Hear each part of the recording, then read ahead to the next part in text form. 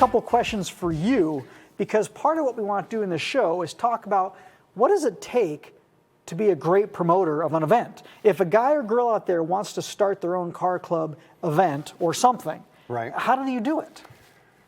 I guess my number one rule of advice would be to be proud of yourself and stand behind in what you believe in. Sure. So I've had a few of my customers that come to me and they ask for advice on doing events, and you got to promote it like a garage sale. I know that I know that seems crazy, but dude, as a kid, my parents always said, "We'll never get beat by our neighbors doing a garage sale. We're going to bring all the cars down the street. You're never going to sell anything if you're not screaming your name the loudest." Donnie, I got to tell you a story.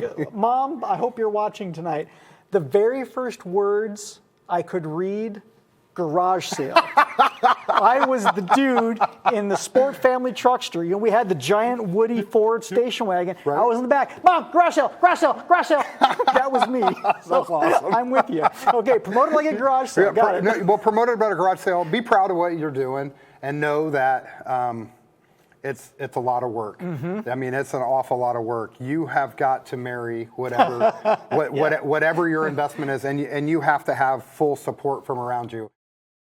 So anybody that's going to do that, they have to be willing to give everything. And I think that happens a lot with a lot of business owners or anything, is they once they learn the commitment, sometimes the squeeze isn't worth the juice, and to work through the hard times. And like I think I told you, we've had massive issues. Like we had an office explosion, an office flood. We lost everything that we've had in the last 24 months. And there's been times I want to quit, you know, but between myself and my staff and my wife, we just all kind of boost each other up and say, hey, this is what we're doing, and let's continue to do what we're doing. So that would be my number one piece of advice. My number two is advertise, advertise, advertise, advertise. Don't overspend your budget, and ask for help. Don't be afraid to hire people to help you. Yeah. And and like I said, I've been really fortunate that I learned a lot of lessons the hard way. But one of my main advice that I give to people all the time is, man, it's $500. Pay for it. That's something that you're going to need. It's a piece of marketing that you're going to need. It's something you need to put into place. Or, hey, get on the phone and call Kicker, call another manufacturer and ask for support.